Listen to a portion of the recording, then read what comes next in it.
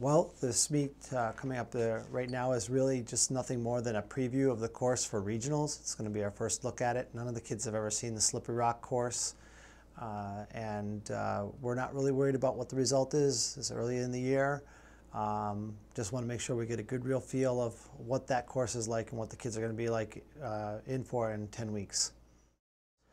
This year's team is amazing. They're very young, but because of the experience of having a championship season last year, there's a great deal more confidence on the team, a great deal more of a can-do spirit, and a real hopefulness that we're going to continue to build the program and be a quality program and consistency.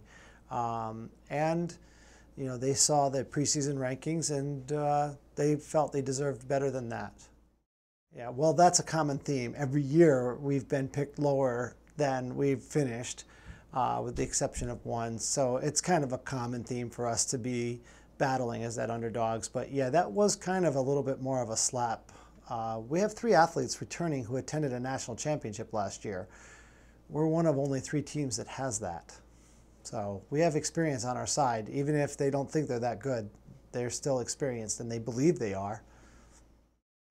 One of the things that I'm really happy about this year with the team is the senior leadership that we have in Jesse Jones, in Jake Portok, in Rachel Tylock, in Susan Learn.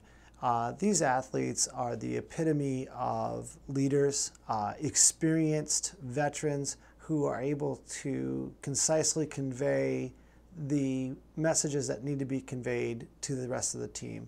They understand the system we use. They understand, for example, that September is just not that big of a month for us. It's just not that important. And they're able to keep their emotional expression in check, and that the rest of the team picks up on that. What we're looking for in September is a confident energy, a positive outlook. But we're not looking for extraordinary excitement, no you rah-rah stuff right now. Just come in, do our jobs, be consistent, build that base for November. They get that. They've expressed it. They're able to relay that message to the rest of the team that has gone over really well. So that's been a wonderful addition this year, is that experience with that. Looking at the freshmen that we have coming in, they have varying. Every one of them has a level of state level experience. For their schools. In the case of Sarah Moran, she's actually has national level experience. She's been to 4 national high school cross-country championships, 4 indoor national championships, 4 outdoor national championships. She comes from one of the most respected programs in the country. She is not nervous about this transition. She's had a great transition. She won the Tour de Mountaineer. She grasped immediately that the Tour de Mountaineer wasn't just about being the best athlete, it was about being the most consistent, and has really taken her place. But at the same time, she recognizes that she's a freshman and she's really given over to, I'm just going to follow along, I'm just a freshman, and let the upperclassmen lead. Well, this is the first time since 1974 that we have hosted the cross-country championships, and ironically enough, it's the 3rd time we've attempted to host the cross-country championships. As is always the case with Mansfield and our unique history, we are a school that has to overcome insane natural phenomena and be resourceful in solving the problem.